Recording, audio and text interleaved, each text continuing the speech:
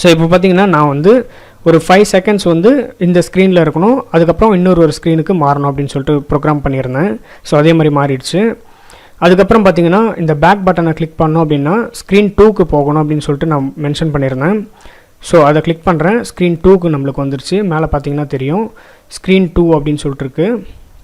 So next back button நம்ம click பண்ணணும் அப்படின்னா நம்மளுக்கு ஹோம் பேஜுக்கு வரணும் அப்படின்னு சொல்லிட்டு போட்டிருந்தேன். ஸோ அதே மாதிரி வந்துருச்சு. ஸோ நெக்ஸ்ட்டு பார்த்தீங்கன்னா கீழே இருக்கிற பட்டன் வந்து ஸ்க்ரீன் 3க்கு போகணும் அப்படின்னு சொல்லிட்டு நான் போட்டிருந்தேன். ஸோ இந்த பட்டனை நான் கிளிக் பண்ணுறேன். ஸ்க்ரீன் 3க்கு போயிடுச்சு. ஸோ எல்லாமே பர்ஃபெக்டாக ஒர்க் ஆகுது. இப்போ வந்து நான் பேக் வர போகிறேன். ஸோ கரெக்டாக ஹோம் பேஜுக்கு வந்துருச்சு. அதேமாதிரி இந்த லாகின் பட்டனை நான் வந்து கிளிக் பண்ணேன் அப்படின்னா ஸ்க்ரீன் 2க்கு போகிற மாதிரி நான் செட் பண்ணி வச்சுருந்தேன். ஸோ அதை கிளிக் பண்ணுறேன். இப்போ வந்து ஸ்க்ரீன் 2க்கு போகுது.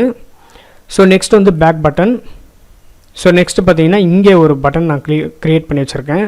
ஸோ இதையும் கிளிக் பண்ணால் ஸ்க்ரீன் 3க்கு போகணும் அப்படின்னு சொல்லிட்டு நான் செட் பண்ணி வச்சுருந்தேன். ஸோ இதையும் கிளிக் பண்ணி பார்க்கலாம். Okay, super. இந்த அப்ளிகேஷன் வந்து பர்ஃபெக்டாக ஒர்க் ஆகுது.